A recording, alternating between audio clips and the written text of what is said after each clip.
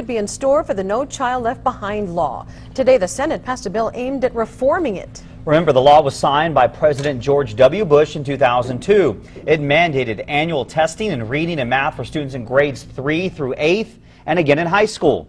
School had to show student growth or face federal consequences such as cuts in funding. ABC 7's Ashlie Rodriguez is live to explain the changes proposed by the House and the Senate. Ashlie? Rick Costello, the House and Senate bills will leave the testing in place, but they take away the federal government's power to punish failing schools. And I think No Child Left Behind is fundamentally broken. I've yet to meet one teacher who's in favor of No Child Left Behind. One of the major problems with the nation's current education bill, No Child Left Behind, is to set unrealistic goals for schools across the country. Lawmakers have been waiting since 2007 to reform No Child Left Behind.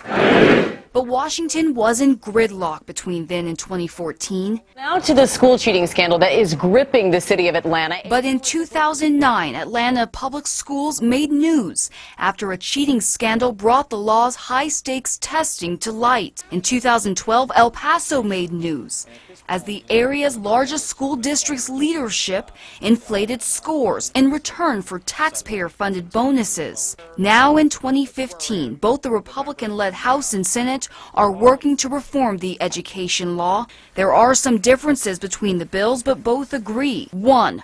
Standardized testing will stay. 2.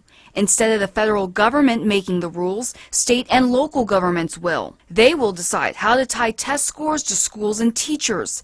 This could mean poor testing doesn't translate to a cut in funding. Rep. Will Hurd voted in favor of the House version. Rep. Bethel O'Rourke voted against it because it prevents underperforming schools from working with the government to improve student success. EPISD Superintendent Juan Cabrera has mixed feelings, writing, "The proposed changes that would remove rigid and punitive provisions tied to testing results are a positive move. While lessening the school system's reliance on state and federal assessments is critical, the bill needs a more effective link between accountability and improvement measures for Title I schools and at-risk students."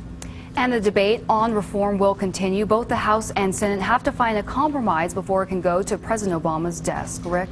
Okay. Thank you very much for the latest, Ashlie. And this just in from our New Mexico.